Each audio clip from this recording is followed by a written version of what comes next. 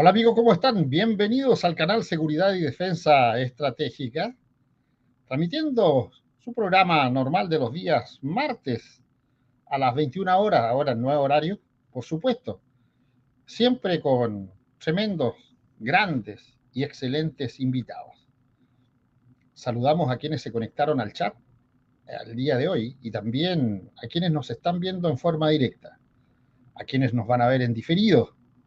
Un cordial saludo a todos los que van a participar en el chat, siempre con el respeto y la compostura, ¿cierto?, que nos caracteriza a los grandonianos, por supuesto. Los que quieran hacer alguna pregunta, los que tengan alguna inquietud, la pueden hacer en el chat y en la medida que nos dé el tiempo y el espacio, vamos a responderla. Estimados amigos, ustedes lo han visto en su canal, El Viejo de Historia. Y en realidad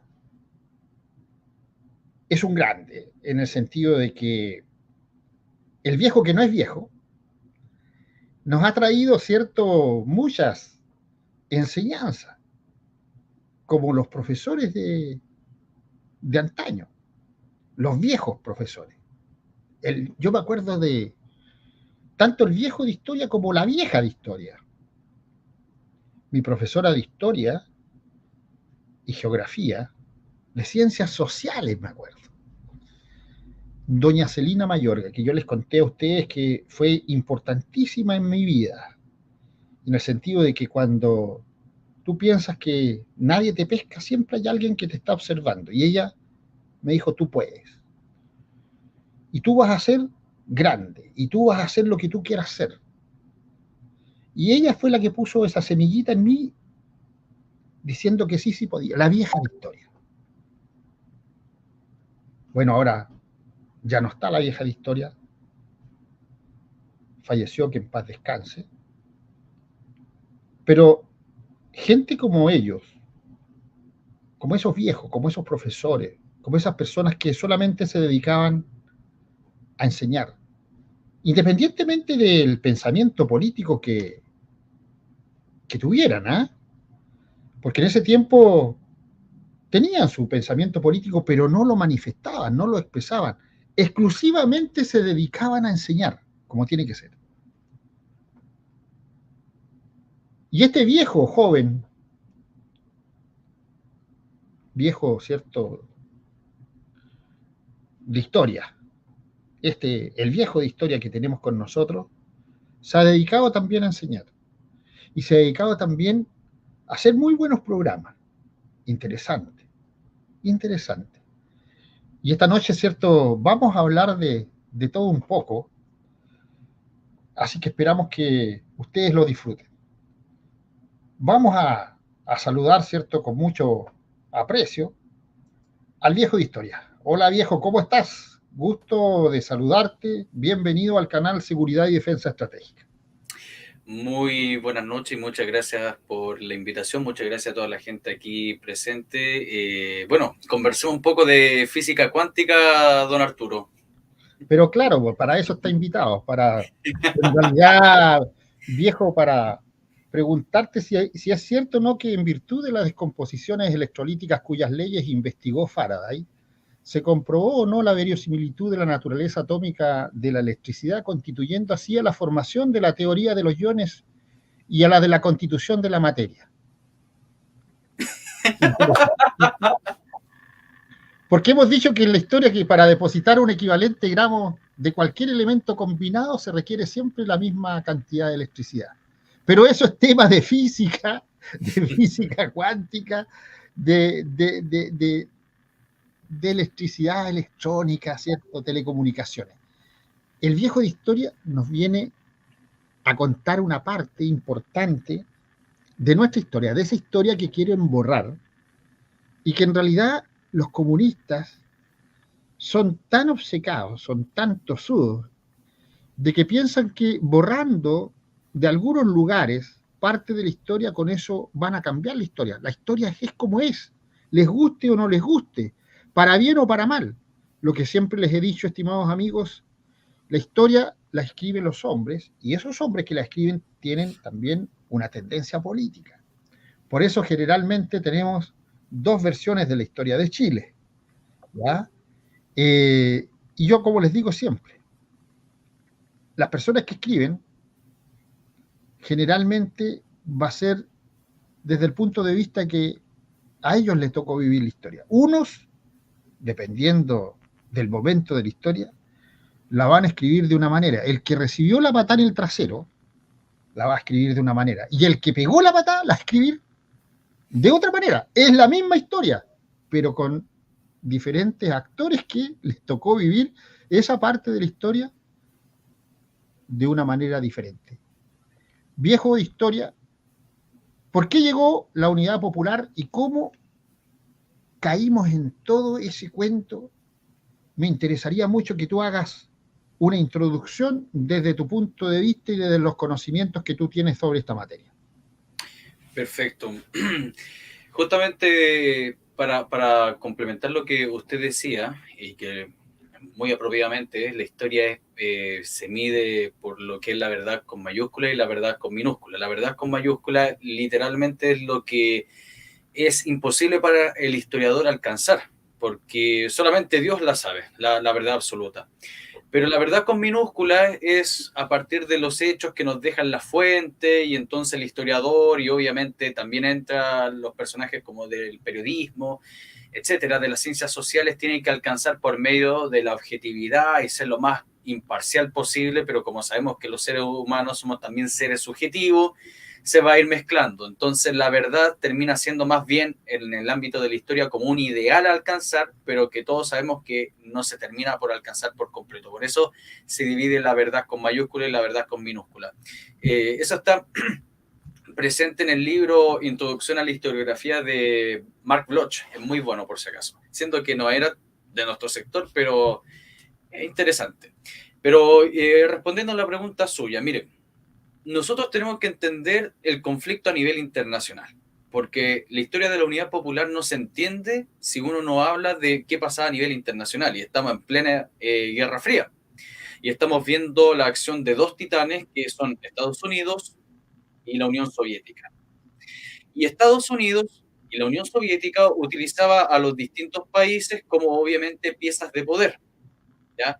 De ahí viene también la teoría del imperialismo y todo eso, pero obviamente los comunistas nunca hablaban de que la Unión Soviética también era imperialista. Todo el mundo, bueno, y yo creo que acá en el chat y usted tiene claro de que la Unión Soviética era imperialista. Y en términos geopolíticos y en términos geopolíticos de esos países es correcto. Mientras más poder tiene un país, es mejor para ese país. Pero bueno, entonces, para los años 50, la izquierda chilena se había replegado, se había congelado, si lo podemos decir de esa forma, con la ley de la defensa permanente de la democracia. Los comunistas estaban proscritos, eran vistos como parias, se habían disfrazado mucho de socialistas. Entonces no había una acción que incitara a una revolución como si lo vimos en los años 30. Los comunistas en los años 30 eran bastante movidos, si lo podemos decir de esa forma, lo que es la Pascua Sangrienta de Vallenar, lo que es la insurrección de la Armada, ¿cierto? Vimos también, obviamente, algunos levantamientos populares como la rebelión de la Chaucha, que sería como una especie de estallido social, pero de los años 50, pero no estaba esa chispa revolucionaria que hacía falta, ¿ya? Porque la inspiración revolucionaria que tenía Chile era la Unión Soviética. Y si ustedes se dan cuenta, mirando el mapa, la Unión Soviética y Chile está sumamente lejos. Entonces, como que yo me inspire en los mitos griegos. Es como muy lejano a mí. Entonces, no prendía. No había ese iniciador que generase la explosión. Entonces, para el año 59, ustedes saben que se consuma la Revolución Cubana. Y la Revolución Cubana va a ser ese elemento que va a dar la combustión necesaria para que los movimientos revolucionarios, no solamente de Chile, sino de Hispanoamérica, actúen. Así que en los años 60, los partidos políticos de izquierda, como el Partido Comunista y el Partido Socialista, van a tomar distintos rumbos. Y rumbos que son bastante interesantes en términos de su acción revolucionaria, porque ustedes deben comprender, amigos del chat y bueno, también para la gente que es nueva con respecto a esta materia de historia, que la revolución no necesariamente es un tipo con una metralleta y se toma el poder. Hay distintas formas de generar la revolución. Y entonces los comunistas, que estaban ligados directamente con con el Partido Comunista de la Unión Soviética, como el Partido Socialista, empezaron a tomar rumbos distintos. El Partido Comunista en los años 60 va a optar por lo que se conoce como la vía democrática. Y aquí con esto quiero desmontar un mito, porque yo creo que muchos de ustedes han escuchado sobre, no, es que el Partido Comunista y Allende iba por la democracia. Ojo, ahí al tiro lo voy a explicar. Y por otro lado, el Partido Socialista en el año 65 y en el año 67 en el Congreso de Linares y Chillán van a declarar que la única forma de establecer la revolución es por la vía armada. Y por si acaso, los documentos están, ustedes lo pueden perfectamente buscar, están totalmente digitalizados y bastantes veces lo he presentado yo en mi canal para, obviamente, argumentar con fuentes. Pero, por otro lado, surgían en las calles los movimientos disconformes de los partidos políticos de izquierda hegemónicos. En otras palabras, surgían movimientos de gente que decían, bueno, el Partido Comunista son un montón de tibios reformistas, el Partido Socialista son unos pencas que no sirven para nada, nosotros tenemos que generar nuestro propio movimiento revolucionario. Entonces era bastante común de que muchos expulsados del Partido Comunista o del Partido Socialista formasen sus propios movimientos revolucionarios. Va a aparecer en los años 60 el PCR, el Partido Comunista Revolucionario, que van a ser de tipo expulsado del Partido Comunista. Va a aparecer también lo que es el MIR. Y el MIR en el año 66 no era el mismo MIR que ustedes conocieron en la época de la Unidad Popular. El MIR en el año 66, 67 va a haber una mezcla de un montón de movimientos distintos. Van a haber anarcosindicalistas, van a haber trotskistas, van a haber foquistas, van a haber marxistas leninistas clásicos, van a haber tipos de ex partido comunista, entonces va a haber una mezcolanza bastante rara, porque ustedes deben comprender que en todo movimiento político la homogeneidad es fundamental, todos deben pensar igual, todos deben hacer igual, todos tienen que obedecer. Aquí no existe la cuestión de que no, yo pienso de esta forma y no, debe existir una única mirada. Y ocupando el lenguaje marxista, y obviamente tiene que existir la autocrítica necesaria en caso de que hayan errores en la praxis revolucionaria. Así que lo que pasa es que van a conformarse el MIR, va a conformarse también este Partido Socialista ya con una acción revolucionaria totalmente inspirada en Cuba. Pero el Partido Comunista va a ir con esta mirada democrática. Y vamos a verlo en el transcurso del directo, a qué se refiere con esa democracia. ¿Por qué Allende buscaba la democracia? ¿Por qué siempre se repite el mito de la democracia? Pero quiero que entiendan que democracia para el comunista no es la misma democracia que ustedes o don Arturo practican y que estiman. No es la democracia republicana, no es la democracia liberal. La democracia que buscan o buscaba por lo menos el Partido Comunista, la izquierda revolucionaria, era la democracia proletaria. Y cuando hablaban de democracia, hablaban también de la democratización. Yo creo que ustedes han escuchado a la señora Vallejo, a la señora Cariola, de hablar de democratización. Y la democratización en praxis revolucionaria es la hegemonía. Muy similar a lo que hoy día nosotros vivimos con las políticas de Gramsci y todo eso. Pero en el mundo revolucionario del Partido Comunista en los años 60, la democratización es la hegemonía de la toma de las instituciones. Entonces, como ellos tenían claro de que en Chile no estaba la correlación de fuerza, o sea, la cantidad de personas necesaria para generar la revolución, era fundamental de que se intentara tomarse el poder por otras miradas, por otras líneas. Y entonces, por eso el Partido Comunista, obedeciendo a la Unión Soviética, van a tomar esta vía democrática, ¿ya? Eso, por lo menos por eso al principio. Entonces ya nosotros ya vemos los movimientos de la extrema izquierda. El Partido Socialista en esa época era de extrema izquierda, estaba más a la izquierda que el Partido Comunista si lo miramos de una forma correcta. Y ojo, tenemos que recordar que el Partido Socialista y el Partido Comunista diferían en puntos como lo que es la internacionalización. Si bien el Partido Socialista de los años 60 y de los 70 ya no era el Partido Socialista de los años 30 de Marmaduke Grove, ¿cierto? de la idea del socialismo nacional, de esa idea como medio filofascista. Por eso ustedes pudieron ver fotos de Allende en los años 30, muy vestido, muy similar ¿cómo se llama?, un nacionalsocialista. Y la razón es porque ellos predicaban un socialismo nacional, pero después van a descartar lo nacional y se va a quedar con la pura idea socialista, por si acaso, como dato curioso. Entonces, volviendo a los años 60, también tenemos que ver qué estaba pasando con la democracia cristiana.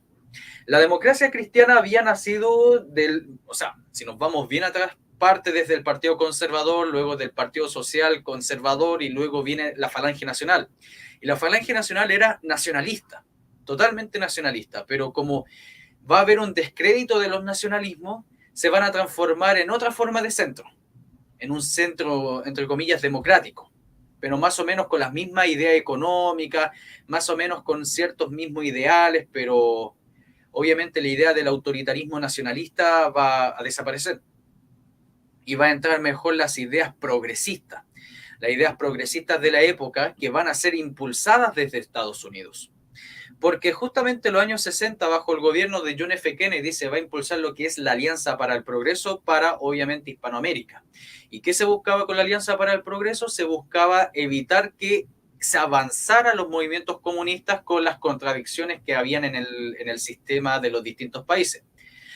Mira, el problema agrario. El problema agrario es por culpa de los hacendados y los latifundistas. Tenemos que expropiarles todas las tierras, eso dirían los comunistas. Entonces, ¿cuál es la solución progresista promovida por Estados Unidos? Comprémosle la tierra a los hacendados, a los latifundistas, repartámosla a los campesinos. Y de esa forma, una contradicción se logra reducir.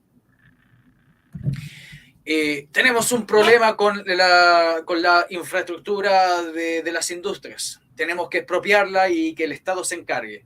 ¿Qué es lo que promovía la Alianza para el Progreso? Prestémosles plata, prestémosles ingenieros, prestémosles también maquinaria o vendámoslas barato, y de esa forma se soluciona el problema industrial. ¿Entienden? Entonces, con esas medidas progresistas se buscaba dar solución a esas contradicciones para que el marxismo no avanzase. Y el marxismo estaba siendo relativamente popular por la idea de la revolución cubana. Si bien en Chile no había aprendido tanto, o sea, aprendió, pero no tanto como en Bolivia, o como en Colombia, o como en Nicaragua, ¿cierto? Honduras, ahí prendió, pero en Argentina también, en Uruguay, y para qué decirlo, Perú. Pero en el caso chileno todavía no sé si hay ya un sociólogo lo puede explicar o un antropólogo, que el chileno con respecto a estas medidas revolucionarias, y estoy hablando a la hora de actuar, es como muy lento.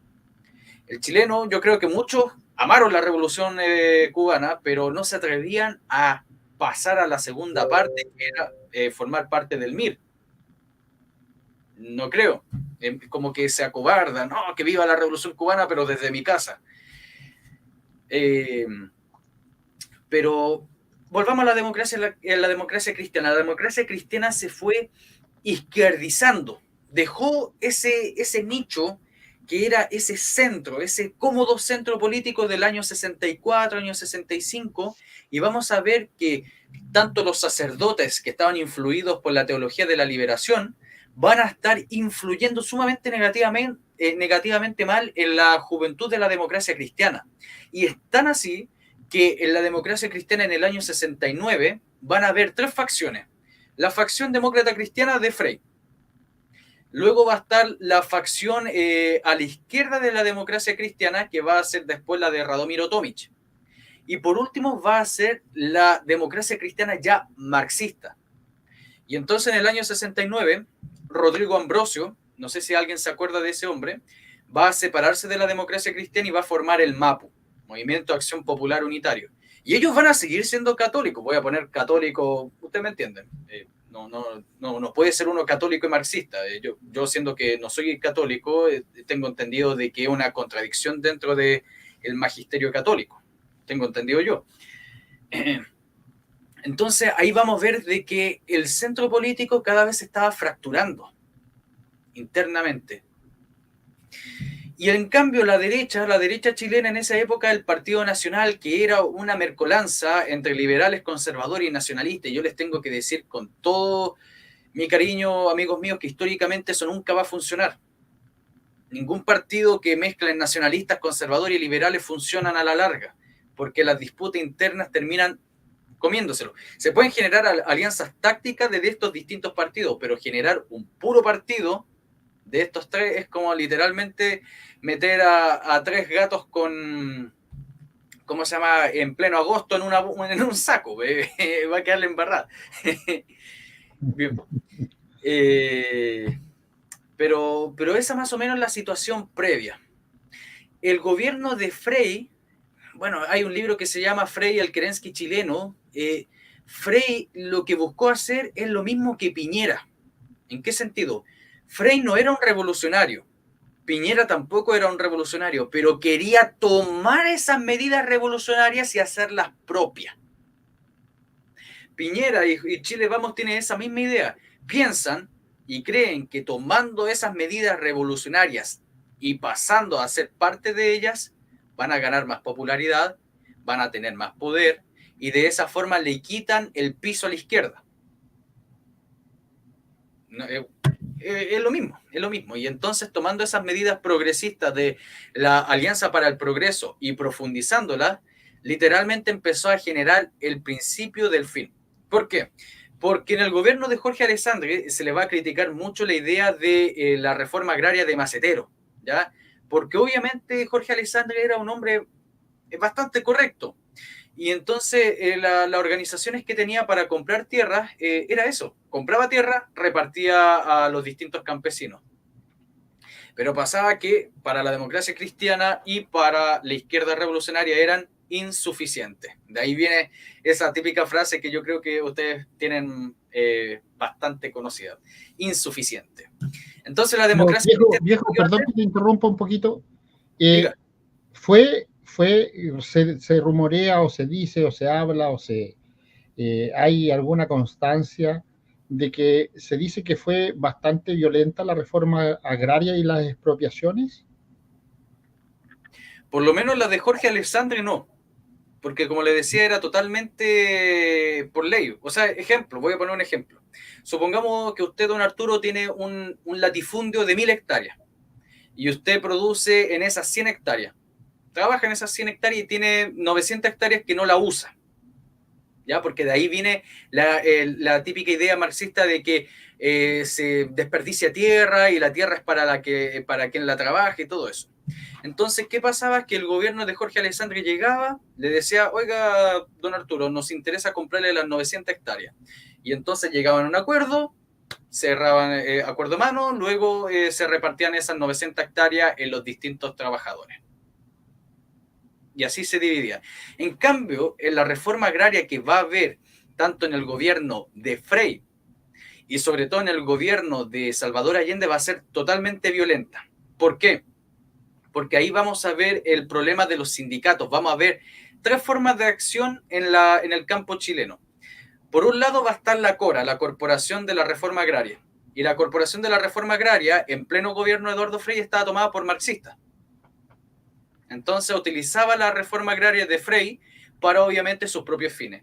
Y ahí va a estar el mismo personaje, Jacques Chonchol, que yo creo que también les debe sonar, que él fue ministro de Agricultura en el gobierno de Frei y también fue ministro de Agricultura en el gobierno de Salvador Allende. Un hombre demócrata cristiano que después pasó a ser del MAPU. Y vemos que también van a estar los sindicatos. En el gobierno de Eduardo Frei, los que se quedaban con las tierras expropiadas eran los sindicatos. Y Eduardo Frei nunca dividió las tierras. Lo que buscaba Eduardo Frei, como lo mismo que buscaba Salvador Allende, es generar haciendas estatales. En otras palabras, lo que hacían con usted, don Arturo, vamos al mismo ejemplo de ¿cómo se llama? De que usted es un dueño de un latifundio, lo que hacían es que a usted lo echaban y ponían un funcionario de Santiago. Cambiaban el dueño original por un funcionario de Santiago. Y entonces toda la gente que no pertenecía al sindicato, no pertenecía al Partido de la Democracia Cristiana, era echado. Hay un libro muy bueno que lo leí en mi canal, me lo leí en un puro día, así que me quedó la garganta hecha pedazos, que se llama La Marcha de las Cacerolas. Obviamente el tema principal es de la Marcha de las Cacerolas, pero cuenta la historia de una señora con su marido en un campo, no me acuerdo, parece que en Linares, que como no era demócrata cristiana, lo que hicieron los tipos, el interventor de la democracia cristiana es raspe. Y entonces ella comentaba que lo perdieron todo, se tuvo que ir a Santiago con sus niños y todo eso. Era bastante común eso. Y lo vamos a ver mucho en el gobierno de Salvador Allende, donde vamos a ver una disminución de 100.000 campesinos que se fueron a las distintas capitales. Y eso está totalmente comprobado, eso está totalmente registrado, están los datos ahí, en los distintos libros. Bueno, al lado mío tengo acá un bibliotecario lleno de libros de la Unidad Popular, ahí los tengo todos. Pero más o menos así va a funcionar el campo. Y después obviamente va a aparecer el tercer grupo, que van a ser los movimientos revolucionarios. Y estos movimientos revolucionarios principalmente van a ser liderados por el MIR. Va a haber 3 movimientos revolucionarios en el campo. El MCR, Movimiento Campesino Revolucionario, que era una filial del MIR, va a estar también, aunque muy poco, ya fue como una aparición espontánea, el PCR, el Partido Comunista Revolucionario, en la cual les tengo que decir que solamente vi un puro artículo en la revista Punto Final. La revista Punto Final era prácticamente la revista del MIR, por si acaso. Me las leí todas también. Todo está en el canal, por si acaso. Para que si después desaparecen esas revistas de internet, por lo menos están los registros guardados. Y entonces, un puro artículo aparece del PCR ahí tomándose un campo. Y el tercer grupo, que tengo que decirles que no me acuerdo cómo se llama, pero lo tengo registrado, era un grupo revolucionario mapuche. Ya en esa época ya estaba. En el MCR había muchos araucanos, por si acaso, muchos. Pero lo que pasaba es que el araucano en esa época tenía más o menos el mismo interés que el campesino chileno. El tener tierra. Acá no había un espíritu indigenista, como lo vemos hoy en día.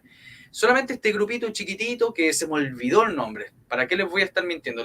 Se me olvidó el nombre, pero lo tengo anotado por ahí en un montón de papeles, que también apareció en la revista Punto Final. Estos tipos también, estos reivindicaban la idea del Estado mapuche y todas esas cuestiones, ya en los años 70. Pero era un grupo minoritario. Por lo menos, más o menos así se estaba granjeando los distintos actores políticos a finales de los años 60 y a inicios de los 70. No sé si hay alguna duda o prosigo.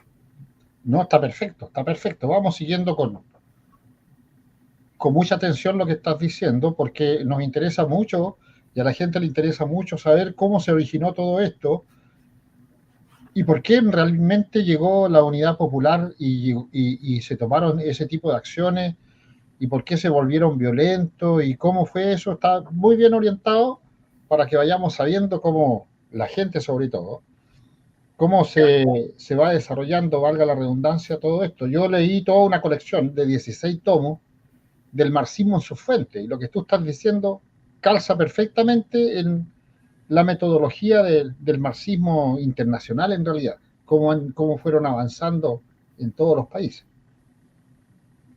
Sí. No me he leído esa colección, pero está interesante. Después voy a echarle un ojo a ver si la puedo conseguir. Se llama El marxismo en sus fuentes. El marxismo en sus fuentes. Ya, perfecto. Volviendo, ya comencemos ya cómo llegó Salvador Allende al poder. Entonces, ya entendiendo más o menos los eventos previos, vemos que el gobierno de Frei prometió mucho y no cumplió nada. Muchas de las cosas para la izquierda revolucionaria la encontraron totalmente insuficientes, fueron mediocres. La chilenización del cobre y la nacionalización pactada para el Partido Socialista era un chiste. La reforma agraria que hizo Frei, que expropió casi 4 veces más de lo que compró Jorge Alessandri, para la izquierda revolucionaria también era un chiste. La cuestión del problema industrial también lo consideraron un chiste. La reforma educacional que hizo Frei también lo encontraron un chiste. Entonces, todo lo que hizo Frei, intentando tomarse estos elementos que la izquierda revolucionaria lo tenía como sus pancartas máximas, para ellos fue nada. Lo mismo con Piñera. ¿Se fijan? Es exactamente lo mismo. Si hay alguien parecido a Frei en la historia es Piñera. Y con Chile vamos. Entonces lo que va a pasar es que se va a dar en los años 70 una fuerte negativa al Partido Demócrata Cristiano, siendo el partido más poderoso de Chile, estaba siendo bastante cuestionado. Por un lado la derecha los cuestionaba por ser antidemocrático, por estar dando alianzas con la izquierda, conversaciones, ¿cierto?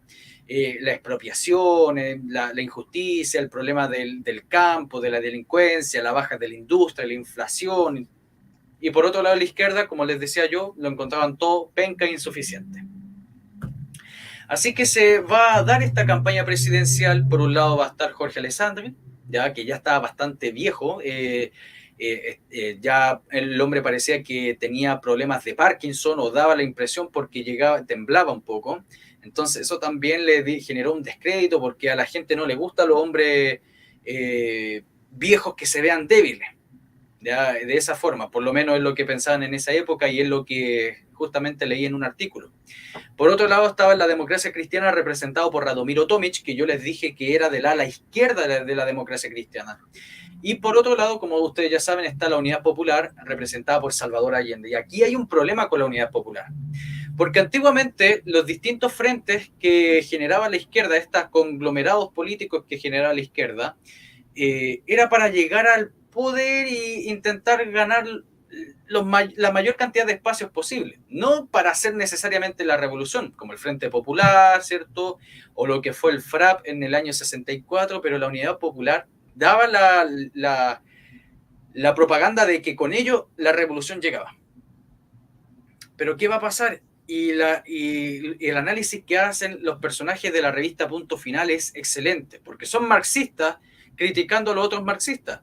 Le está diciendo, ¿cómo ustedes prometen la revolución si son 5 partidos distintos que están yendo por 5 líneas distintas y que son 5 movimientos que quieren la revolución, pero van por distintos caminos? ¿Cómo van a llegar a eso? Es como literalmente que uno vaya en una carreta y tenga sueltos los caballos y cada caballo vaya por cualquier lado. Entonces esa era la crítica que le hacía la revista Punto Final y le hacía también el MIR. ¿Cómo? ¿Cómo van a hacer la revolución? ¿Cómo van a hacer la revolución si el Partido Socialista, el Partido Comunista piensa las dos cosas totalmente opuestas? En esa época, chiquillos, por si acaso, el Partido Comunista llamaba extrema izquierda a los demás, por si acaso, y los llamaba termocéfalo. Eso lo recuerdo muy bien porque la revista Punto Final decía, el ministro del Partido Comunista llamó termocéfalo al Partido Socialista. Y por eso, es por la forma revolucionaria.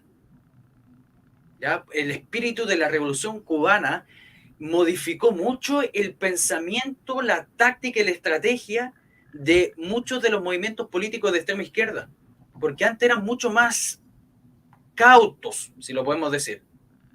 Pero ahora estaban todos con la idea, no, es que ahora sí, ahora está la coyuntura perfecta, la correlación de fuerzas ya está dada, solamente tenemos que alzarnos y levantarnos y de una vez por todas tomar el poder. Pero el Partido Comunista decía, no están las correlaciones de fuerza, no tenemos nada, tenemos muy poco apoyo. Lo entendía completamente bien el Partido Comunista. Si hay algo que decir es que el Partido Comunista tenía la razón. Yo creo que es raro decir eso, pero tienen que entenderlo, que en el término revolucionario para la época del 70, el Partido Comunista tenía la razón. Y los demás estaban equivocados. Por eso el Partido Comunista va a ser el que va a apoyar a Salvador Allende, principalmente en su gobierno, y siendo que Salvador Allende era del Partido Socialista. Así que llegamos a las elecciones presidenciales, entonces ya todos sabemos que Salvador Allende sacó un 36% de los votos, Jorge Alessandri sacó un 35% y Radomiro Tomic sacó un 28-29%. Va a haber una abstención como del 11% y va a haber como 2% de blanco. En eso lo tengo bastante registrado en el video que se llama Las elecciones dentro de la Unidad Popular. El capítulo número 1. Cómo Salvador Allende llega al poder, así parece que se llama. Y entonces de esa forma, en esa época no existía las segundas vueltas. El Congreso era el que ratificaba. Claro. ¿ya? ¿Qué crees tú que es mejor, profe de historia, viejo de historia? ¿Que existan segundas vueltas o que el Congreso ratifique? Depende. Ahí entra el depende y entra también el azar, siendo que yo no soy creyente en el azar, pero entra el azar también. ¿En qué sentido? Porque si el Congreso lo tuviésemos nosotros o tenemos la garantía de que el Congreso va a estar cercano a nuestros ideales, yo creo que lo mejor sea que el Congreso ratifique. Pero al ver cómo son los distintos, cómo son los canallas, los cretinos de los políticos que tenemos, que dan la impresión que son de derecha y duro y nacionalistas y patriotas y después andan vendiéndose a la izquierda. Entonces, no, yo prefiero en este caso las segundas vueltas. Aunque tengamos un Congreso de derecha dura, prefiero mil veces las segundas vueltas. En ese entonces, de acuerdo a lo que tú dices, viejo de historia, los socialistas estaban bien marcados, ¿cierto? Y desmarcados del Partido Comunista y viceversa. Pero Claro. ahora, de acuerdo a lo que estamos viendo, todos estos partidos de izquierda, en el fondo, estos comunistas que se han camuflado y han cambiado de nombre y aparecen, para mí, en realidad yo los meto a todos en un saco. Para mí todos los de izquierda son todos izquierdosos y ahora son progres y los de una gran parte de la derecha que también se volvieron progres son amiguis de los de la izquierda y ahí es donde tenemos las novedades. Los, creo que van cambiando de color según la ocasión y siguen siendo comunistas. Han aparecido hasta con la investidura de independiente. Entonces, ¿no será que la izquierda, profe, de acuerdo a su estudio y a su experiencia, no será que la izquierda siempre ha sido izquierda y le van cambiando el nombre como para engañar a la población o están marcados realmente las diferencias? Es que la izquierda, y en general cuando hablo de la izquierda revolucionaria, tiene lo que se conoce como adaptabilidad. Puede que la izquierda no piense para nada todas las ideas progre, postmodernas, postestructuralistas, puede que la gran mayoría ni las crea, pero aparentan que sí. ¿Ya? Porque los objetivos de la revolución, si es necesario ensuciarse con barro, se van a ensuciar con barro. Si es necesario vender a la mamá, se va a vender a la mamá. Si es necesario renegar de lo que uno cree por la revolución, se va a renegar por el fin de la revolución, porque la revolución va más allá, más allá. Entonces, esa es la cuestión. Pero, volviendo a lo anterior, se va a dar algo bastante complicado, que si bien va a alterar un poco el espectro político, pero no creo que fue lo fundamental, que va a ser los distintos acuerdos que van a existir entre los distintos candidatos, como también el asesinato al general Schneider, ¿ya? Y los acuerdos y los estatutos de garantías constitucionales. Esas tres cosas van a ser lo que van a definir la victoria de Allende.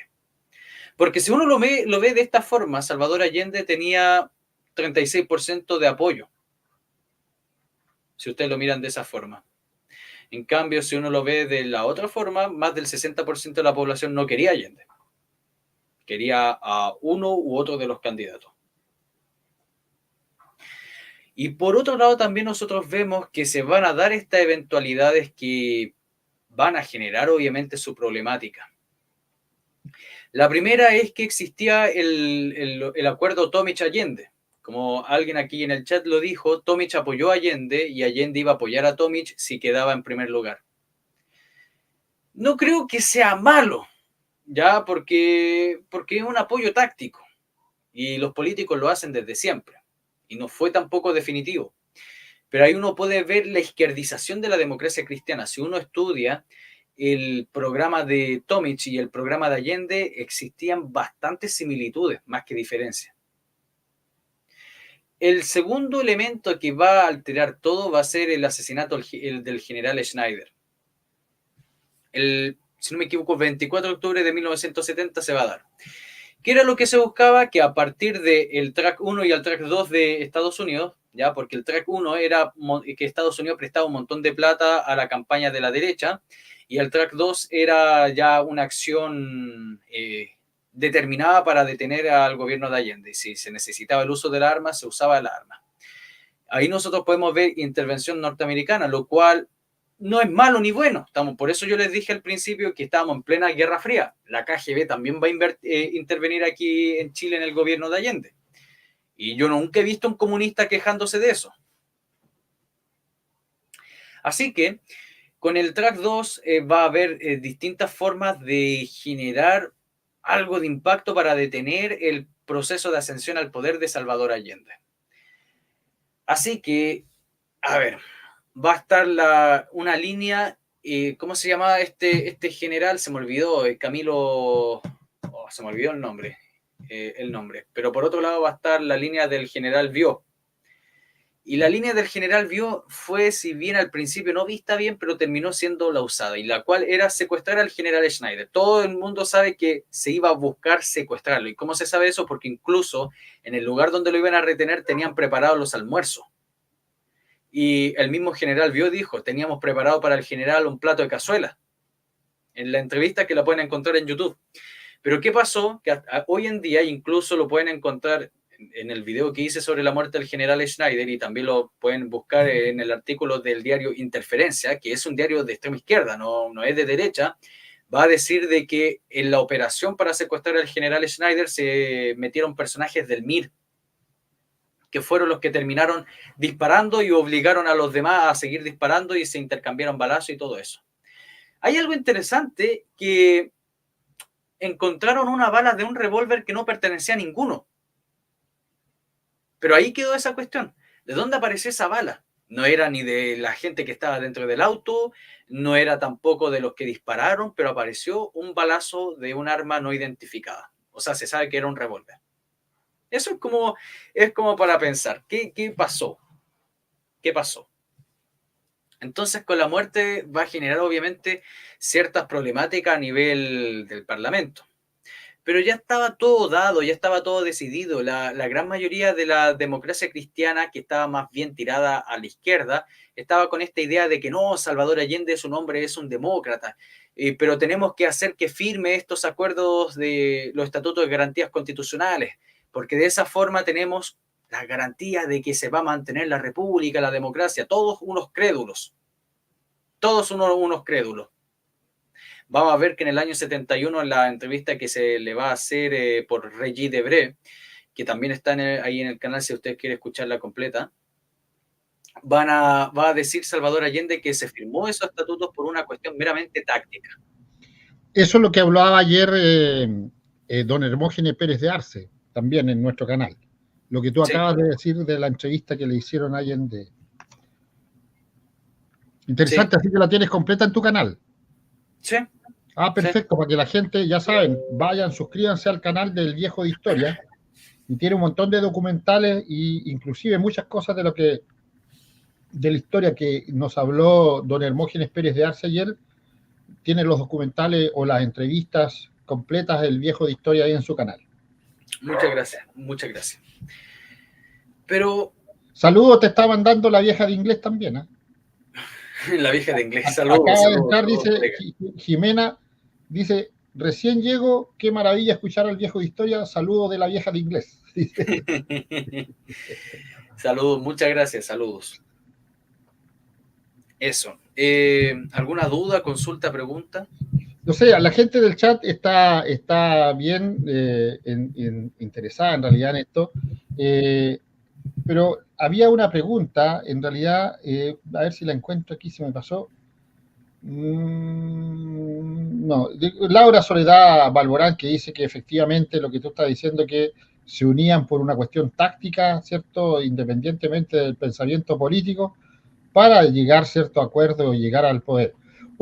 Mariela Gaete dice, ¿hubo fraude electoral de la UP, como dicen titulares de la época? El del año 70, les puedo asegurar que no.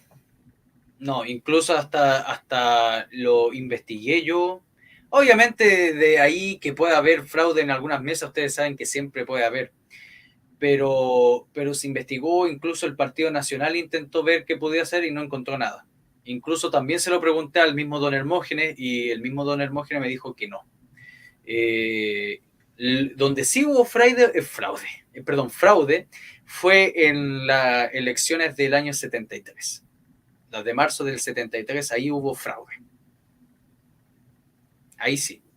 Habían más de 300.000 votos dispares. Incluso hay un documental de eso.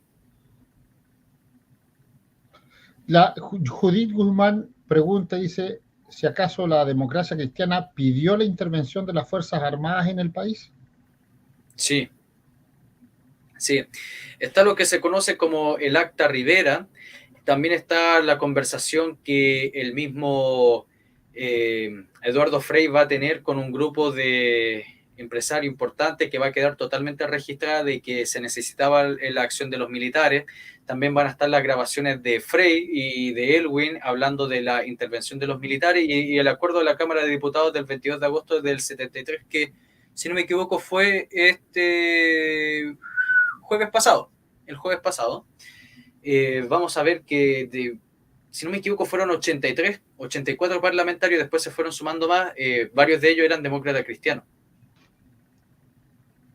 Así recuerden de que va a existir el grupo de los 13, que son 13 demócratas cristianos que estaban en contra de la intervención de las Fuerzas Armadas.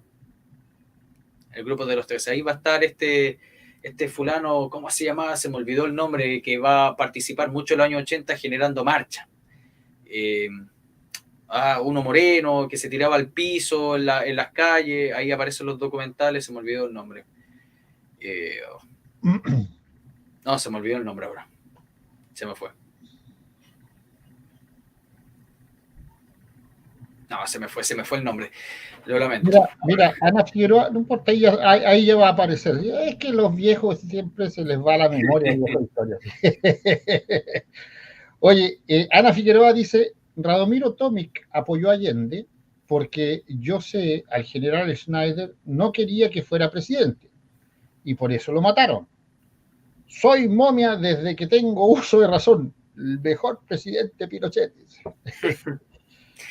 No, pero, o sea, por lo que nosotros sabemos es que no, o sea, en parte lo que dice ella está correcto, pero que la muerte de Schneider no fue planificada por la derecha ni nada de eso. Vuelvo a repetir, fue una intervención del MIR. ¿Y cómo nosotros llegamos a eso? Aparte que la misma diario Interferencia menciona de los hermanos Salazar, que eran del MIR y que entraron en la participación. También nosotros vamos a encontrar en la revista Punto Final, antes del atentado del general Schneider, un montón de datos de todas las conversaciones que tenía los generales, los que estaban participando en esta conspiración. Entonces uno se pregunta, ¿cómo sabían tanto? Entonces, lo más lógico que uno puede suponer es que tenía gente metida, ¿o no? Porque habían conversaciones que no... ellos no estaban conversando en la calle, así como en un puesto, en un kiosco, estaban en una propiedad, en un departamento, tenían los datos, tenían gente espiando. Lo tenían muy bien armado esta gente. Profe, hay una pregunta en el chat y dice, ¿cuál fue la influencia y el apoyo de Rusia en el gobierno de Allende? A ver, vamos a ver por lo menos al principio y hasta el año 73 Rusia va, o mejor dicho, el Partido Comunista Ruso va a estar poniéndole plata a Salvador Allende. Aunque principalmente le van a estar poniendo plata al Partido Comunista chileno, más que a Salvador Allende. Es obvio, el Partido Comunista apoyando al Partido Comunista. Pero vamos a ver que cuando Salvador Allende fue a pedir ayuda a finales del 72 y bueno, después vuelve a pedir de nuevo plata al 73, Rusia no se la va a dejar fácil. E incluso no les va a prestar todo lo que querían, ¿ya? Porque estaban viendo, inteligentes los soviéticos, que el proyecto de Allende no estaba yendo por el camino que ellos querían. Todavía no llegaba la revolución, todavía se mantenían en esta vía democrática, que irónicamente ellos mismos promovían, pero como que no estaba yendo por el camino apropiado. y se le va a pedir plata incluso a China, y China no tampoco soltaron plata. También ustedes saben que los chinos van donde brille la moneda, pues, y no estaba brillando mucho la moneda en el gobierno de Allende. Lo que sí es que vamos a ver un intervencionismo soviético muy, muy importante. Los soviéticos van a estar entrenando grupos guerrilleros, se van a encontrar muchos elementos de ese estilo. Puedo recordar uno que en una fábrica en el Belloto, en la quinta región, encontraron unos tipos rusos enseñándole combate a unos miristas. El mismo don Hermógenes cuenta una anécdota de unos fulanos que se habían quedado varados con el auto, no le andaba, y entonces le pegaron un aventón, y estos tipos hablaban con un acento eslavo. Pero vamos a ver, aquí podemos ver una cuestión, pero que realmente es bestial, y yo no entiendo cómo ellos buscan siempre negarlo y llamar imperialismo a los norteamericanos y no hablan de imperialismo a los soviéticos, que va a ser el robo de la pesca chilena y lo que es la vendida de la bahía de Colcura. ¿Qué pasó? Que con el pretexto de, obviamente, de mejorar la cuestión de la pesca a nivel nacional y todo eso, se traían barcos soviéticos en los cuales se prestaba, y de esa forma se devolvía el favor a la Unión Soviética, permitían que pescaran el aguas chilenas, ya, de forma masiva, así como los chinos, que se llevan todo, y de esa forma fabricaban harina de pescado, y esa harina de pescado literalmente la vendían acá en Chile. O sea, con nuestras propias cosas nos vendían a nosotros. Y lo que va a provocar, que también están los datos ahí, que en el año 73 va a haber una escasez de merluza.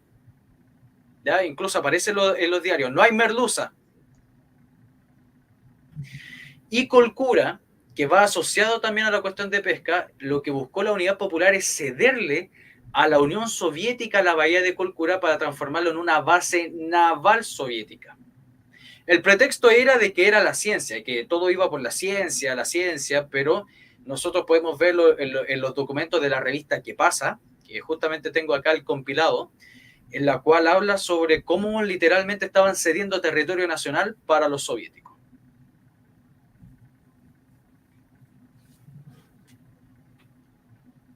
Eso.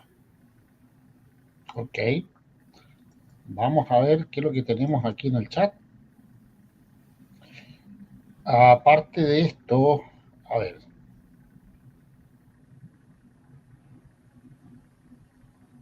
Estamos haciendo una pasadita que a mí me estaba revisando, ¿cierto? Lo que estaba viendo en la señal internacional también, de la gente que está conectada en este momento, viendo y escuchando lo que pasó en Chile en ese tiempo. Problema, ¿cierto? Efectivamente, lo de la merluza, yo me recuerdo perfectamente, fue algo grande.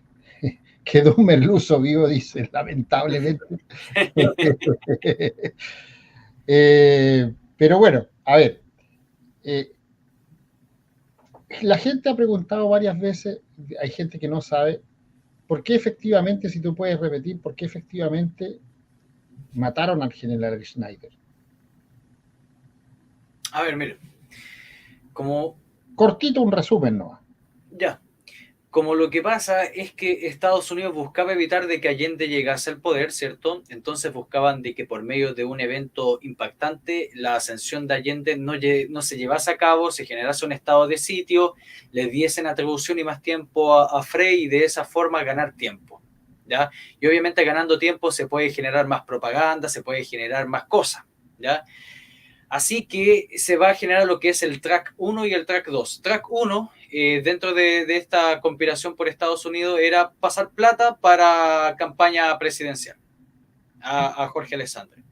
Y el track 2 era ya intervenir si es necesario con las armas. Entonces, cuando los comunistas dicen es que el imperialismo norteamericano intervino, en parte es cierto, porque yo le estoy diciendo de que este periodo era una lucha entre la Unión Soviética y Estados Unidos. Estados Unidos quería mantener de que Chile fuera un país totalmente aliado con Estados Unidos, y la Unión Soviética quería transformar ese país en un aliado a la Unión Soviética. Por eso yo les partí diciendo de que esta época era una lucha de titanes. Los dos son imperialistas. No es malo ni bueno, pero, o sea, malo para nosotros sí, obviamente, pero no para ellos. Y es lógico, los dos titanes van absorbiendo como un gran imán. Pero volviendo al punto, entonces va a estar la línea, van a haber dos formas de generar el plan. Va a estar la línea del general Camilo, se me olvidó el nombre, el apellido, perdón. Y va a estar la línea del general Roberto Bió. Y la línea del general Roberto Bió quedó en segundo plano, ¿ya? Pero irónicamente fue la que se utilizó. Entonces, lo que se buscaba hacer era secuestrar al general, retenerlo un tiempo y de esa forma generar todo lo que mencioné anteriormente, el estado de sitio, darle más poder a Frey y todo eso, porque se estaba tomando al general en jefe. Se dice de que el mismo general se prestó para eso. Se dice de que el mismo general sabía. Entonces, por eso no lo tomó, con los datos y todo eso, no lo tomó como algo imprevisto. Incluso tenía el arma guardada, no la tenía ni siquiera expuesta ni nada de eso, pero lo que va a pasar, y como se los mencioné yo anteriormente, va a haber interferencias del MIR e incluso infiltración del MIR. ¿Cómo sabemos eso? Porque con el tiempo los mismos personajes que participaron determinaron de que algunos eran del MIR y justo hace un par de años la misma revista o diario online que se llama Interferencia, que es de extrema izquierda, va a decir de que justamente en el atentado del general Schneider habían personajes del MIR y algunos que estaban pagados por el MIR para efectuar eso. Entonces lo que se buscaba obviamente era romper los vidrios, dar la apariencia de que era un secuestro y entonces se los llevaban. Pero ¿qué pasó? Es que cuando interceptaron el auto, un tipo sacó la pistola y le mandó un disparo. Entonces al tiro el general Schneider va a sacar su pistola porque decían, oh, estos tipos se están pasando y va a apuntar y entonces empiezan a dispararle. Y los otros que estaban ahí también mirando empiezan también a disparar así como para seguir la corriente. Y entonces al general Schneider le van a dar un par de balazos en el pecho y en el estómago, lo que le va a provocar obviamente una hemorragia bastante fuerte. Va a sobrevivir un par de días, incluso se pensó de que iba a lograr sobrevivir, pero después le llegó un paro cardiorrespiratorio que fue lo que terminó ultimándolo. Pero como les dije yo delante, apareció una bala que nadie sabe de dónde apareció. O sea, revisaron cada una de las pistolas, de los revólver, todo, y no era de ni una. De ni una. Entonces, ese es como una anécdota bastante interesante de quién era esa bala, de dónde salió, ¿cierto? ¿Era también parte de los conspiradores de esta línea del Track 2 o era del mirista que inició todo? Ahí ya esas son puras teorías. Profe, la última pregunta, y antes de terminar el programa, de tu intervención, para ver si después hay preguntas, qué sé yo, que haga la gente. ¿De dónde sale y por qué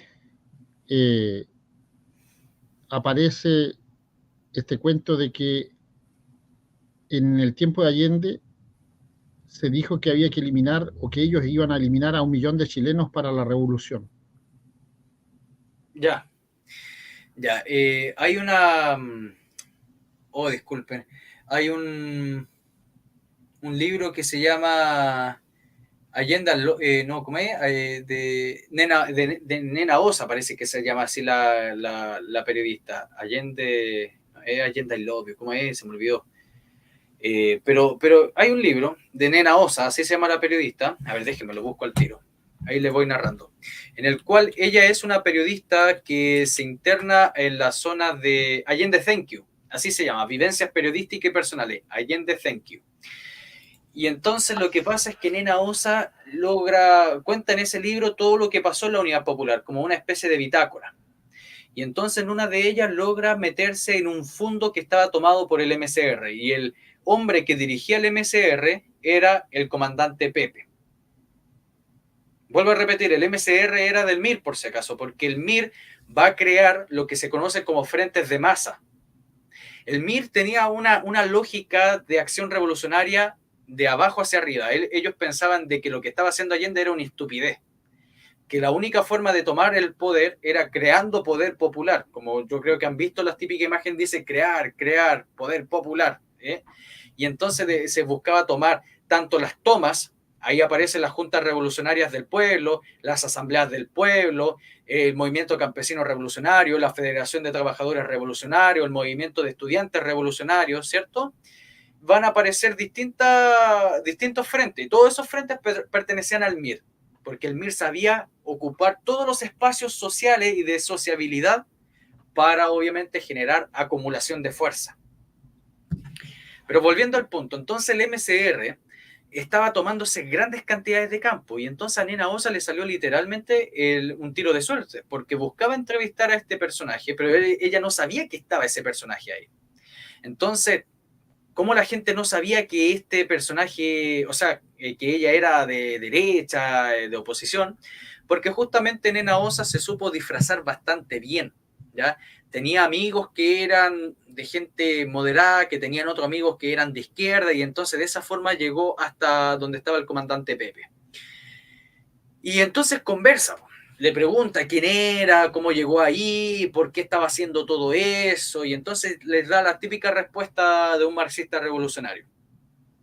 Y entonces le pregunta, ¿y cómo usted puede hacer la revolución? Y entonces ahí aparece la frase del comandante Pepe: para que la revolución se haga se necesita 1 millón de muertos. Y entonces, claro, para nosotros, yo creo que hasta para un comunista va a decir, es que el tipo estaba exagerando, estaba fanfarroneando. El general Prats, ya el general Prats, que no es tampoco de derecha ni nada de eso, va a decir de que si había una guerra civil en esos momentos, a finales de los años 73, iba a costar 500.000 muertos. Y el general Pinochet, poquito después de asumir en la Junta de Gobierno, va a decir que si existía una guerra civil, va a costar 1 millón de muertos. Y todos sabemos acá que tanto Prats como Pinochet no eran chamullentos, ni eran tontos, ni nada de eso. El general Pinochet era una persona bastante inteligente, con sus libros de geopolítica. Entonces no eran cifras así como tiradas al cohete. Y entonces para el marxista obviamente la idea de la cantidad de muertos importa un carajo, perdone que se lo diga de esa forma, lo importante es la revolución. Eso es puro daño colateral. Entonces de ahí aparece esa idea. Excelente. Incluso, mire, si me deja, se lo busco y se lo leo textualmente. Dele. Por mientras rellene.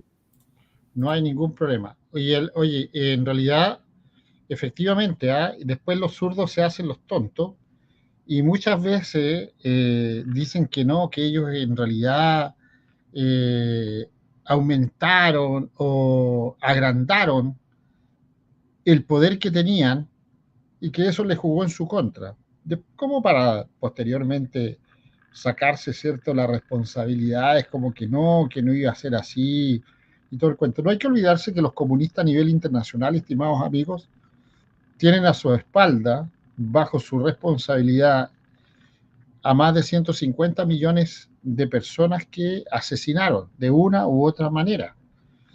Entonces, cuando los comunistas comienzan a alegar y comienzan a despotricar, es porque en realidad es su naturaleza.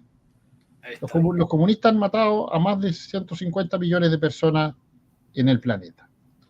Adelante, profe. Ahí está el libro, por si acaso, si alguien lo quiere comprar. O sea, no es que haya salido el año pasado, este es un libro no tan nuevo y es bastante escaso, así que lo pueden encontrar, yo creo, en Mercado Libre, en Yapo, por ahí pueden encontrarlo, o en alguna librería de ocasión. Dice así, mire. Bruscamente cambió su expresión y me preguntó, ¿tú cómo te llamas? O sea, diciéndoselo a Nena Osa. Tu cara me es conocida. Ángel, ilumíname, me dije. Y igual que siempre, me iluminó. Jacqueline Levy, es el nombre clave que se puso la Nena Osa, esta periodista. Le contesté con cara de palo, recordando los lejanos años en que con Jacqueline trabajamos en la oficina de Panagra del aeropuerto de Los Cerrillos. Parecidas nos encontrábamos entonces y parecidas nos encontraban también en 1971. Los mismos anteojos, el mismo colorido. Y yo dejé Panagra y Jacqueline la línea aérea y el aeropuerto. Entonces le pregunta, ¿dónde trabajas? Insistió. En el aeropuerto de Pudahuel. Entonces es allá donde te he visto. Te lo pregunté porque pasa, mira, que me dieron orden desde Santiago de no hablar con ningún periodista. Vino uno hace poco que publicó su encuentro conmigo en un diario santiaguino y recibí el reto de los retos. Sencillo y sin complicaciones como era ese Pepe. Mi cuento del tío lo tranquilizó y la pregunta clave que le hice me la respondió con la más entera y cándida sinceridad. ¿Cuál es el plan de fondo de ustedes a corto, mediano o largo plazo? Y lo que responde el comandante Pepe es tomarnos los campos y los pueblos del sur violentamente si es necesario, mientras en Santiago Almir se toma la ciudad y bajan a unirse con nosotros a medio camino. Y después le responden en Aosa. O sea, la meta es tomarse todo Chile violentamente. ¿No les importa si muere gente? Y lo que responde el comandante Pepe. Claro que violentamente. Tiene que morir 1 millón de chilenos para que el pueblo se compenetre en la revolución y ésta se convierta en realidad. Con menos muertos no va a resultar. Ahí está. Así es, así es. Oye, una pregunta viejo de historia. Ignacio dice, buenas noches, pregunta para el profe. ¿Nos puede ilustrar respecto de lo que pretendía el gobierno de la Unidad Popular, de la UP, con su reforma a la educación llamada ENU? Bueno, a ver, lo que se buscaba, ustedes saben que siempre ha existido colegios con distintas líneas, ¿cierto? Líneas católicas, líneas evangélicas, ¿cierto? Líneas laicas, líneas científicas, humanistas, ¿cierto? Algunas líneas heterodoxas como los colegios Montessori, ¿cierto? Existen distintas líneas porque existe libertad de educación. Lo que se buscaba con la ENU, la Educación Nacional Unificada, era que todos los colegios, o sea, ya sean privados o públicos, fueran estatizados, punto número uno, y en segundo punto, se impartiese doctrina marxista-leninista. O sea, tanto la historia como las ciencias, como el lenguaje, ahí el materialismo dialéctico fuera la doctrina fundamental. Entonces, dentro de esa época, las manifestaciones estudiantiles eran masivas, chiquillos. En esa época, los estudiantes estaban en contra de Allende y las manifestaciones eran gigantescas. Yo tengo, mire, cuando me vuelva a poner a hacer los videos de la Unidad Popular, porque quedé en el año 71, tengo como 32 videos de historia de la Unidad Popular ahí, que quedé hasta el año 71. Tengo yo las fotos de los diarios de la época, ya que fui a las bibliotecas, y tomé las fotos de las manifestaciones masivas de los estudiantes. Y les puedo comentar que en el caso de Valparaíso se hicieron manifestaciones y entonces en la zona de la avenida de Errázuriz, que a veces se la tomaban, habían algunos edificios que estaban en reparación, en construcción. Lo que hacían los obreros que eran del MIR o del Partido Socialista es tirar bloques a los estudiantes para detener las manifestaciones. Y están las fotos donde aparecen tipos tirando rocas y desde lo alto. Y ahí principalmente habían hartas niñas. O sea, también vemos que en las manifestaciones de los estudiantes había un contingente bastante grande de mujeres. La desaprobación fue totalmente general, se van a unir un montón de conglomerados de colegios de las distintas índoles para oponerse a la ENU. Eso.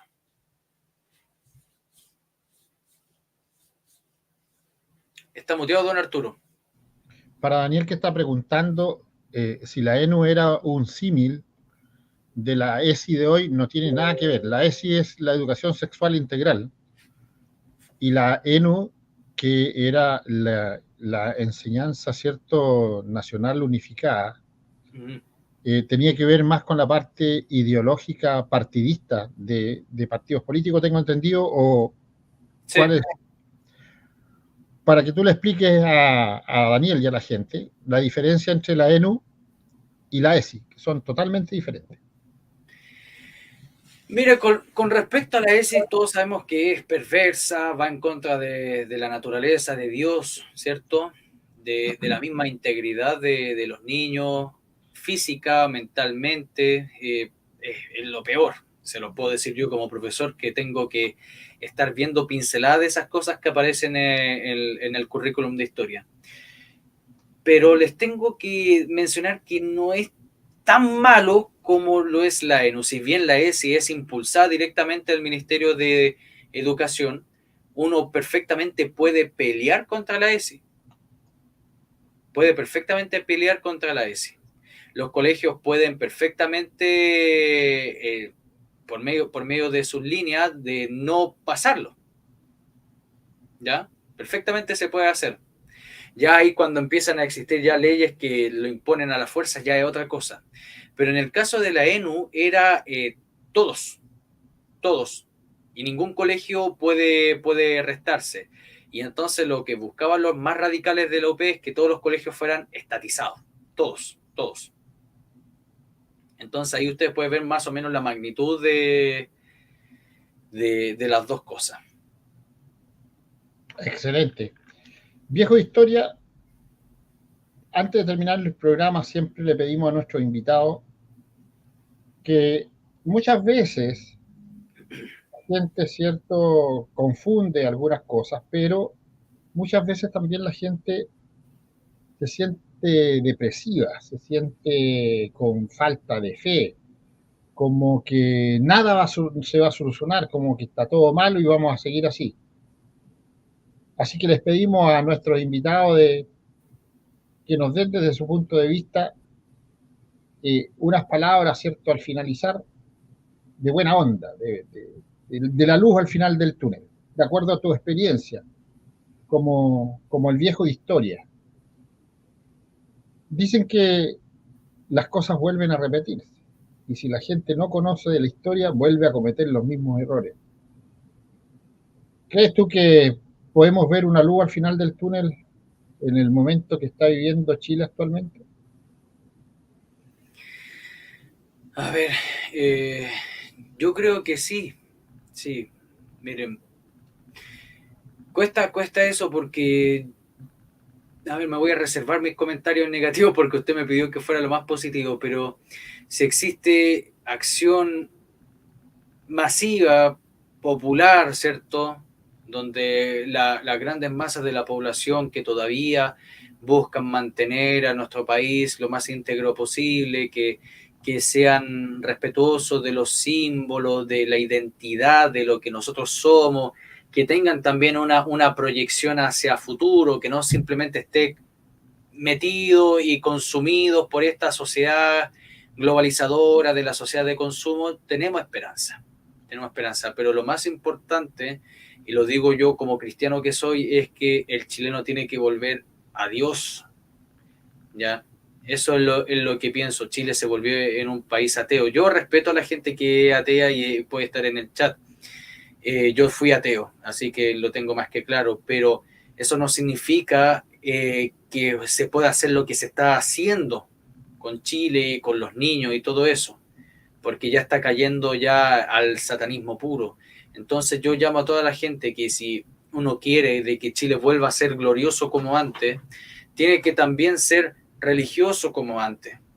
Y no solamente actuar, sino también pedir a Dios iluminación y que nos dé fuerzas para seguir luchando y continuar contra esta vorágine de degenerados y cretinos que están en el gobierno.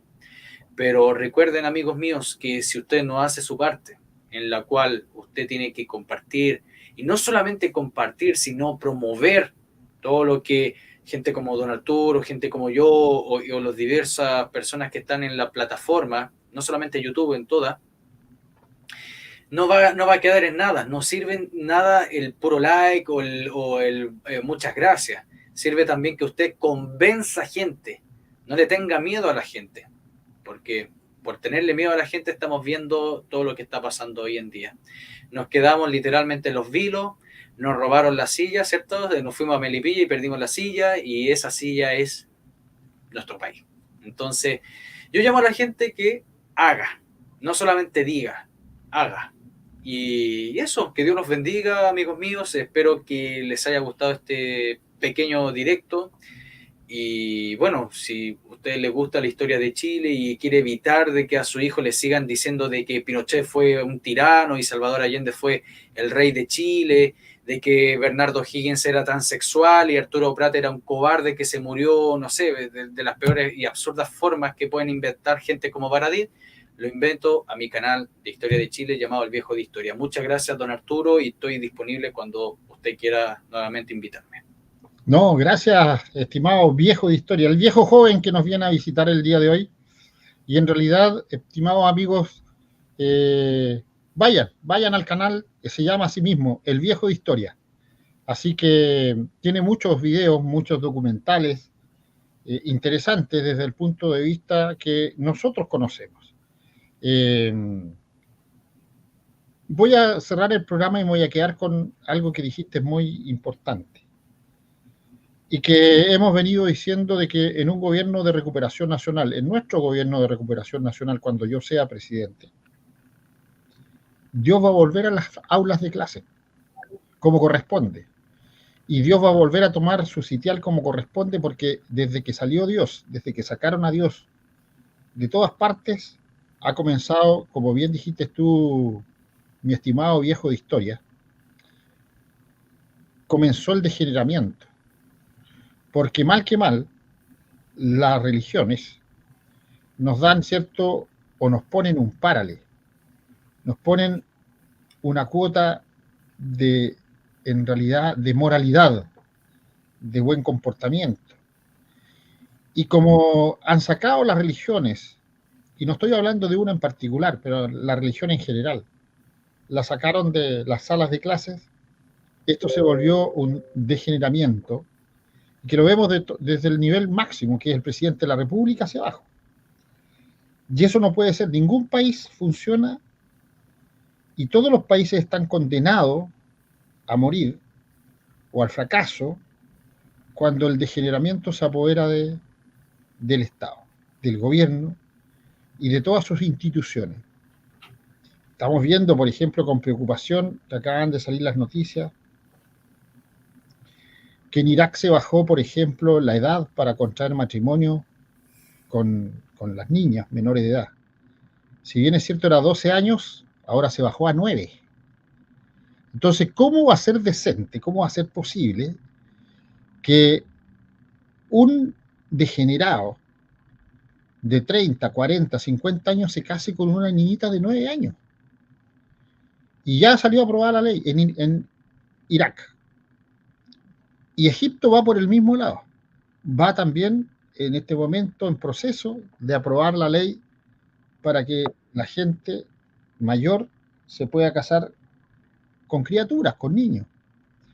Entonces, este degeneramiento, que es por una parte de un mundo diferente al nuestro, pero también se ve en todo esto que hemos estado hablando y que la izquierda está tratando de promulgar. De hecho, por eso se pelea mucho con no penalizar el incesto, por ejemplo. También se está peleando mucho a que se apruebe este asunto de la ESI, de la educación sexual integral, donde los niños de 3 años pueden, inclusive este asunto de género, donde los niños de 3 años van a tener poder de decidir lo que ellos quieren. ¿Son tontos o qué? Entonces, estimados amigos, cuando nosotros estemos como gobierno de recuperación nacional, las cosas van a volver a su normalidad si esto está todo al revés. Y esto es un asunto bíblico, ¿eh? Dice que va a llegar un momento, la misma Biblia dice que va a llegar un momento en que los hombres van a decir que lo bueno es malo y lo malo es bueno. Y estamos llegando a esos tiempos. Ahora, que se vaya a acabar el mundo, no lo creo, pero sí que van a haber cambios profundos y se va a acabar y se está acabando el mundo decente como lo conocemos por una manga de degenerados y que son unas minorías. Lo más terrible de todo esto que son una minoría. Los buenos somos más, pero no estamos haciendo prácticamente nada, porque quien calla también es parte de este sistema. O sea, son tan culpables los que no hacen nada como los que están implementando esto. Una minoría nos tiene puesto la pata encima. Y ahí el problema está en que están todos corrompidos.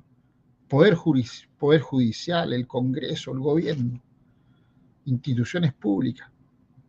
Lamentablemente, es el mundo que nos ha tocado vivir y que nosotros podemos cambiar. Depende, como decía el profe, de nosotros. Por eso tenemos que instruirnos, por eso tenemos que leer sobre todo, por eso tenemos que, en realidad, investigar de qué se tratan las cosas, para poder opinar y para poder mejor resolver situaciones que se nos van a presentar más complicadas cada vez. Lamentablemente, amigos, estamos en un mundo tan convulsionado y yo estoy sumamente agradecido que gente tan joven como el viejo de historia, miren la contradicción, gente tan joven como el viejo de historia. ¿Por qué? Porque uno a los profes, sean jóvenes o sean viejos, le decimos el viejo. ¿Ah? Sí. Yo recuerdo que tenía una profe de proyectos que era un arquitecto recién egresada de la universidad, nosotros éramos cabros también, pero era muy buena moza. Y era la vieja de proyecto. Y era casi de la misma de nosotros. Pero por ser profe, a uno les dice generalmente el viejo o la vieja. Por cariño, quizás que, bueno, es un asunto, ¿no, viejo? Claro, claro, claro. No, no, sí. Es para el chiste, es para el chiste. Mira, para ir despidiéndome, para que la gente se ría un poco. Yo tengo 27, pero cuando empecé a hacer mis prácticas profesionales tenía 21. Y entonces en esa época ni barba tenía, no tenía ni barba. Ya, o sea, pura cara de guagua. Y entonces voy entrando así a la sala de clase y dice, mira, ya llegó el viejo historia. Y entonces yo miro pensando que está mi profesor guía detrás y veo que no hay nadie. Po. Y entonces yo digo, no, si no está el profesor, no, estamos hablando de ustedes, ¿cómo está? Y yo quedé así como, pero si tengo 21. Y no, en serio, ni tenía barba, estaba sumamente lampiño, lampiño, como puto guagua. Y entonces desde ese momento se quedó como la cuestión del apodo del viejo historia. Así que da igual que uno tenga cara de guagua, viejo, da igual, uno va a ser el viejo. Entonces, de ahí va la cuestión. Excelente, mi estimado viejo y joven de historia. Gracias por tu participación. De todas maneras, vamos a programar otra venida al canal o varias más para hablar de diferentes temas, desde tu particular punto de vista y también, ¿cierto?, de la forma en que tú vas tratando y vas enfocando las diferentes, ¿cierto?, instancias que nos ha tocado vivir. Así que no me queda más que agradecerte por tu tiempo y en realidad felicitarte por este tremendo trabajo que estás haciendo. Nos alegramos que gente tan joven como tú tenga las cosas claras. Nos alegramos que, como dijiste tú, que de haber sido un ateo, volviste y en realidad abrazaste la espiritualidad y la religión. Y eso es lo importante. Lo importante es hacer el bien también, independiente de lo que tú pienses, independiente de la religión que tú tienes. Como dice Desiderata, debemos estar en paz con Dios, cualquiera sea tu idea de Él. Así que gracias, viejo de historia, un tremendo abrazo, cuídate mucho, bendiciones, estimado amigo. Muchas gracias, bendición igual y que Dios los bendiga a todos y muchas gracias por la invitación. Hasta luego. Nos vemos, nos vemos. Estimados amigos, tremendo programa con el joven viejo de historia. Genial, vayan, suscríbanse a su canal. Es interesante lo que tiene él ahí en cuanto a documentales y en cuanto como él, ¿cierto?, va exponiendo diferentes temas. Aquí dice, al profe lo sigo como 2 años, mi querido viejo de historia. Qué interesante, sí. Yo tuve la vieja de inglés también, era bien buena. Éramos cabros chicos, yo creo que estábamos como en primero medio y todo, enamorados de la profe de inglés. Y también era jovencita, pero era la vieja de inglés. Lamentablemente era profesora y para nosotros era la vieja de inglés, la vieja de inglés, la vieja de historia, la vieja de proyecto. Pero bueno, eso es lo más importante. Estimados amigos, antes de despedirnos, por supuesto, el saludo para nuestros compatriotas zurdos, que también son chilenos, pero son zurdos. Ojalá en algún momento también vean la luz, como dice el comunista del Bombo Fica. He visto la luz, dice. ¿Eh? Así que, zurditos, para ustedes, va el saludo, ¿cierto?, antes de terminar el programa. ¡Guarnición! ¡Buenos días! Claro que sí. Amigos, mañana a las 21 horas, si Dios quiere, vamos a estar con el futuro ministro de Defensa de nuestro gobierno de recuperación nacional, Daniel Prieto Vial. Vamos a hablar temas importantes, no se lo pueden perder. Y dentro de esos temas importantes, vamos a hablar, ¿cierto?, sobre el diseño de las fuerzas, de nuestras nuevas Fuerzas Armadas, de nuestra reserva, nuestra industria militar. Y vamos a comenzar con una introducción ya a unos temas los cuales vamos a profundizar, que son los temas del programa espacial chileno, así como lo escuchan. En nuestro gobierno de recuperación nacional, importancia va a tener todo lo que es la parte innovación tecnológica, científica sobre todo, y todo lo que tiene que ver con la carrera de las armas, el poderío, ¿cierto?, armamentista, pero también el poderío tecnológico, todo lo que son las nuevas tecnologías, y todo lo que es la parte aeroespacial, donde nosotros deberíamos hace rato estar liderando esta parte. Tenemos bastante material y tenemos bastante conocimiento sobre estas materias, porque por haber o ese motivo, ¿cierto?, tanto Daniel Prieto como yo hemos estado involucrados en algunas situaciones de lo que es la defensa del espacio. Así que, estimados amigos, mañana a las 21 horas con Daniel Prieto Vial, el nuevo diseño de las Fuerzas Armadas de Chile. Nos vemos, nos despedimos con nuestra frase habitual de siempre: corrige al sabio y será más sabio, corrige al ignorante y lo tendrás de enemigo. Dios, patria, familia y libertad. Patriotas de Chile, patriotas de América, patriotas del mundo, no se olviden, los buenos somos más. Firmes y adelante, vamos por Chile siempre. Vamos por un gobierno de recuperación nacional. Vamos por un gobierno de reconstrucción nacional y de liberación nacional. Que Dios proteja y bendiga a Chile, que Dios proteja y bendiga a todos los chilenos. Gracias por estar. Dios primero, que así sea. Y así será. Nos vemos. Un abrazo. Buenas noches.